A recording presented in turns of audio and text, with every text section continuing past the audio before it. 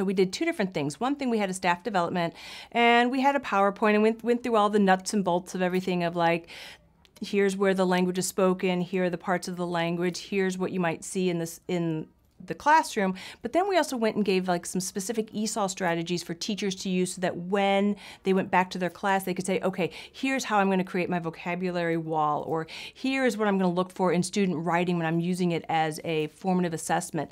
But then one of the key things we did as well was we had a professional development for the parents. And we sat with the parents and we discussed how children develop language and the importance of developing a solid primary language. And then we would ask the parents, so do you speak Mixtec at home or do you speak Spanish? And many of them would say, oh, no, I only speak Spanish, but I will speak Mixtec to my husband. And we'll say, oh, great, okay, so here's how you could really help your child. If you and your husband, who are fluent in Mixtec, speak Mixtec to your child, that will help them develop a solid primary language. And so we worked with them understanding that, and they had a misconception. They said, oh, but no, I teach them Spanish so that they can learn English. And we really helped them understand that it was developing that solid primary language that would help the child develop English at a much faster rate.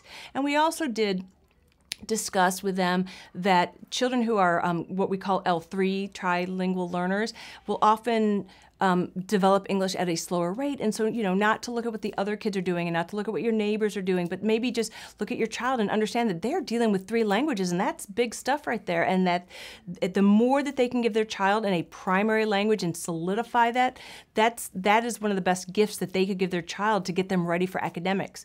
And so now what we are seeing is some of these younger kids who haven't come to our school yet, like these 1 and 2 and 3, the families are now speaking to them in Mixtec versus switching over to Spanish the minute that they start to comprehend what's happening. And then when they come to pre-K, their transition from Mixtec to English is much quicker than if they had to go from Mixtec to Spanish to English.